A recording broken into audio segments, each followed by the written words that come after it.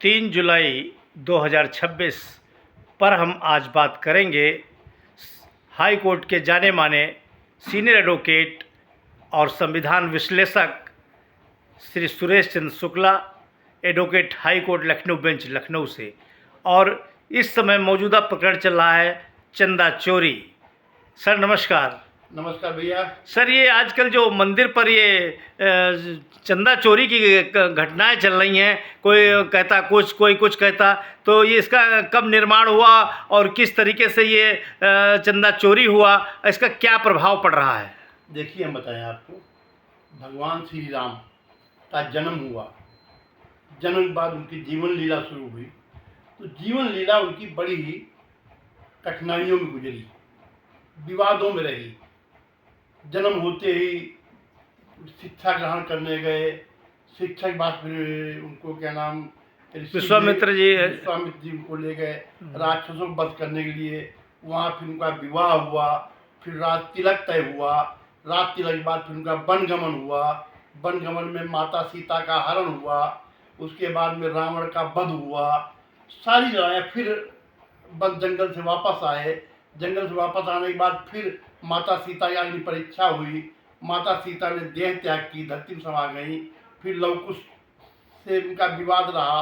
इस तरीके से फिर उसके बाद जाके अपना सरजू में, मतलब पूरा जीवन इनका संघर्ष में ही रहा। हाँ, ईश्वर होने के बावजूद भी उनका जीवन पूरा संघर्ष में रहा। अब ये कलयुग है, तो कलयुग में उनका मंदिर बना। मंदिर बनने में ही कितनी समस्याएं, कितना संघर्ष, कितना विवाद, कितना लड़ाई, कितने लोग बलि, सब हुआ। ये हो गया, मंदिर बन गया। मंदिर बनने के बाद अब भाई वहाँ की अयोध्या की दिव्यता बढ़ गई। भाई ईश्वर जहाँ होगा तो ईश्वर में दिव्यता बढ़ना असंभावी है, आवश्यक है, वो होना भी चाहिए। भगवान के पास, ईश्वर के पास इधर कुंभ आ गया। कुंभ में 66 करोड़ जब कुंभ में लोग आए, तो उसके अगर 2% या 10% जो भी अयोध्या है, जी अयोध्या में पहले 5 लाख 6 लाख 3 लाख लोग आने लगे। तो जहाँ जिस शहर में एक साथ इतने आदमी आ जाएंगे तो शहर की रौनक बढ़ जाएगी, लक्ष्मी कृपा उस पर हो जाएगी, धन धान से परिपूर्ण हो जाएगा।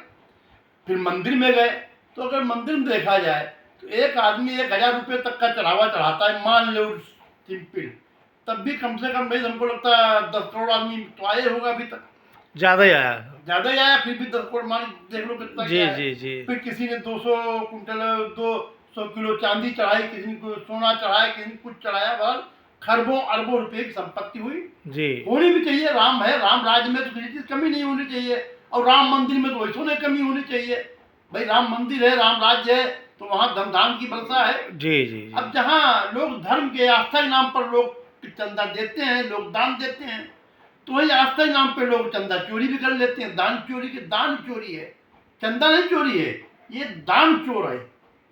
जो दान दिया गया उसकी चोरी की गई। जी। एक बात याद करो, जिन्होंने राम के मंदिर बनाने में टांग अटकाई, बाधा उत्पन्न की, विरोध किया, दिल से विरोध किया, शरीर से विरोध किया, वो आज अपना अस्तित्व नहीं खोज पा रहे हैं।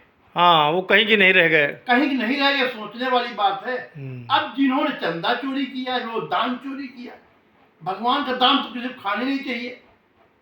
ईश्वर ने कहा दान दो, दान देने से संपन्नता सब होता है। अपनी कमाई का कम से कम 10% तो आदमी को दान करना ही चाहिए। उस दान को लोग चोरी कर रहे हैं, चुरा रहे हैं। भाई वहां तो खरबों रुपए पर डे इनकम है, दान आ रहा है, आप सारे गिनिए। अरे आपका भाग्य है, ईश्वर का दान आप गिन रहे हो, वही बहुत बड़ी भाग्य थी आपकी। अब आपने उसको चोरी कर लिया। लक्ष्मी जी ने अपना प्रभाव दिखाया, लक्ष्मी जी के प्रभाव में आप आ गए, भगवान विष्णु के प्रभाव में नहीं रहे, आपने दान चोरी कर लिया। अब उसमें FIR हो गई है। एक चीज में एक बहुत महत्वपूर्ण बिंदु है। जी। जो लोग इस बिंदु को उठा रहे हैं, राजनेता जी, वो राजनेता भगवान राम की हमदर्दी नहीं बिंदु उठा रहे हैं। वो उनकी ईश्वर की बदनामी करने के लिए, दिखाने के लिए कि देखिए ईश्वर में इतना कलंक है, ये वो अब सोच लें अपने लिए। जी। चंदा चोरी, जो दान चोरी वाले तो अलग निपटेंगे, भोगेंगे, लेकिन वो भी ये सोच लें ईश्वर के लिए उन्होंने मन में कालिक रखी है। और भगवान राम ने कहा है सुंदरकांड में, निर्मल मंजन सो मोहि पावा, मोह कपट चल छिद्र भावा। छिद्र भावा। ये समझ लें, वो जगत स्वामी है, परम पिता परमात्मा है, वो मंदिर के राम नहीं है। जो सोच रहे होंगे हम मंदिर का नाम लेके करके और उनकी बदनामी करके जीतेंगे, भूल जाएं। तो सोच समझ के राम के मंदिर के दान की चोरी के संबंध में बात करें, दिल से बात करें, दुखी होकर बात करें, आस्था से बात करें तो ठीक है। लेकिन मन में अगर कालिक ला के बात करते हैं भगवान राम की बेइज्जती करने, अपमान करने के लिए, उसमें साजिश रखने के लिए, कालिक लगाने के लिए, लोगों में श्रद्धा कम करने के लिए, लोगों में अफवाह फैलाने के लिए ये सोच अगर वो करते हैं तो अपना भविष्य वो देख लें। हमारी कोई औकात नहीं है, किसी कोई औकात नहीं है। भगवान राम ने कहा है, जगमऊ सखा निशाचर देते और लक्ष्मण हने नींद से मुक्ते थे। यहां तक आज नमक पल झपकते ही वो खत्म कर दें सारे राक्षस। तो जिनके भाई में इतनी शक्ति हो, उनकी शक्ति के बारे में आप कुछ सोचिएगा नहीं, समझे? तो ये पूरी बदनाम करने की साजिश चल रही है विपक्षियों की। यही है। देखिए, जिन्होंने अपने एक पिता के कर्म के लिए बात रखने के लिए 14 साल नंगे पैर जंगल में घूमे, वो चाहते शासन कर सकते थे। उनके चरित्र पे, उनकी मर्यादा पे, उन पे कभी बदनामी करने की कोशिश कोई न करे, कोई कर भी नहीं सकता है। इसका असर जनता पर क्या प्रभाव पड़ रहा है? मतलब जनता जो बार बार कहीं कहीं पर जो ये विपक्षी इसको बदनाम करने की वो पूरी प्रयास कर रहे हैं, तो इनका इसका क्या प्रभाव आने वाले चुनाव में क्या प्रभाव पड़ेगा? बताएं आपको, चुनाव में कोई प्रभाव नहीं पड़ेगा, बल्कि चुनाव में इनके क्या नाम, इनके ऊपर ही प्रभाव पड़ेगा। जो लोग इसको बदनाम करने की साजिश रख के उसकी वो कर रहे हैं, बदनामी प्रभाव कर रहे हैं। इंसान समझता है, इंसान पता है, भाई सरकार की कुछ कस्टडी थोड़ी ना है, वो तो प्राइवेट ट्रस्ट है, प्राइवेट लोग काम कर रहे हैं उसमें, सरकार प्रॉपर्टी थोड़ी जा रही है। और सरकार ने इसकी जांच भी कराई तो उसमें 8 लोग जेल भी गए। SIT करे, कुछ लोग जेल चले गए, कुछ लोग जेल जाएंगे, संपत्तियां जब्त होंगी, सब होगा। ईश्वरी मार अलग पड़ेगी, क्या समझते हो आप? ईश्वरी मार नहीं पड़ेगी, ऑटोमेटिक मार पड़ेगी। लोग कहते हैं दान भंडारा नहीं खाओ, भंडारा खाने से पहले अगर 10 रुपए भंडारा खाओ 100 रुपये वहां जमा कर दो। अब आप चंदा, आप दान चोरी कर रहे हो, क्या आपने समझ लिया? ये तो बात सही। देखिए, ये ईश्वर की लीला है। ये जो दान चोरी कराने की जो क्रिया ईश्वर की ही देन है। अगर ईश्वर न चाहे तो आप कुछ कर ही नहीं सकते हो। चंपत राय पर लोग उंगली उठा रहे हैं, जबकि बताते हैं चंपत राय ने जरूर निर्देशन में रहा इनके काम पर, लेकिन वो एकदम पाक साफ हैं। देखिए, ये तो बात अब ऊपर वाला जाने, हो सकता है पाक साफ हूँ, कभी कभी ऐसा होता बॉस के नीचे काम हो जाता और बॉस को पता नहीं चलता। लेकिन वहां पर गलती आपका प्रशासन है, जिम्मेदारी आपकी है, आपके अधीन वो काम कर रहे हैं। जो अधीनस्थ काम कर रहे हैं उनकी सुरक्षा करना, उनकी देखभाल करना आपकी जिम्मेदारी है। इससे आप बच नहीं सकते हो। चंपत राय की इंसानियत है, पूरे भारत में व्याप्त है। चंपत राय किस लिए व्याप्त है?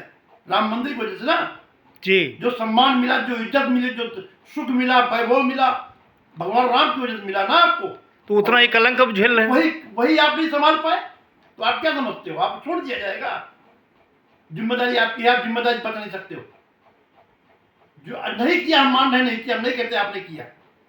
हो सकता है आपकी बुद्धि हो, भाई ईश्वर धन है कौन खाए, सही बात, लेकिन आप वहां पर फेल हो गए, आप अपनी जिम्मेदारियां नहीं निभा पाए, अपराध भागीदार हो गए। आप सहमति हो या असहमति हो, लेकिन निष्फल आप रहे उस कार्य करने के लिए जो दायित्व आपको दिया गया। लोग कह रहे हैं कि जनता का कहना है कि काफ़ी लोग छुटभैये टाइप के लोग इसमें जेल भेजे गए हैं, किसी भी बड़े पर हाथ नहीं मतलब गया है। क्या बड़े लोग भी इसमें बड़े शामिल हैं? देखिए, जब छुटभैया गया, अगर बड़ा शामिल तो बड़ा भी जाएगा। और सुनिए, जो जेल गए वो तो दंड अपना भोग रहे हैं जेल वाला, लेकिन अगर जिसने चंदा दान चोरी किया है और जेल नहीं गया है तो उसका पूरा समूल नाश हो जाएगा। आप देख लेना इस बात। ईश्वर के भैया, ईश्वर है, परम पिता भगवान कृष्ण ने कहा है, सब मुझ में है, मैं सब में हूँ। सब मुझसे आते हैं, सब मुझे समा जाते हैं। सभी मैं हूँ, ईश्वर मैं हूँ, चंद्रमा मैं हूँ, सूर्य मैं हूँ, विष्णु मैं हूँ, शंकर मैं हूँ, सब मैं हूँ।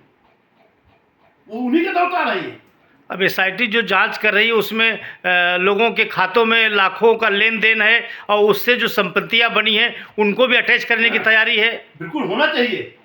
100% एक एक कील निकाल लेनी चाहिए, एक एक 5 सिक्का जो चोरी गया वो भी निकाल लेना चाहिए। तो ये योगी जी जो कह रहे हैं दूध का दूध और पानी का पानी कर देंगे, तो इस जांच से क्या ये वाकई संभव नजर आ रहा है? बिल्कुल संभव नजर आ रहा है। अगर देखिए सरकार सर्वशक्तिमान है, सरकार अपनी पे अपनी आ जाए, प्रशासन अगर अपनी पे आ जाए तो एक एक मतलब कण बालू कण अलग कर सकती है। ये तो पैसा नहीं करने की बात है, इसमें तो सब कुछ होना है, 100% होना। और जो आदमी इस काम में ढिलाई बरतेगा अपने दायित्व निर्वहन में, वो भी परेशान रहेगा, वो भी झेलेगा। मतलब राम काज में जो भी बाधा बनेगा उसको भुगतना पड़ेगा। 100%। आप देख रहे थे श्री सुरेश चंद्र शुक्ला राम मंदिर और राम मंदिर पर चढ़ावा और दान चोरी पर अपना वक्तव्य दे रहे थे, और उन्होंने बेबाक बताया कि कोई भी छोटा हो बड़ा हो, अगर राम काज में किसी ने भी अपनी भूमिका निभाई है तो निश्चय ही उसको भुगतना पड़ेगा। राष्ट्रीय नवल टाइम्स की विशेष रिपोर्ट लखनऊ के सर। बहुत बहुत नमस्कार सर। नमस्कार भैया, बहुत बहुत धन्यवाद।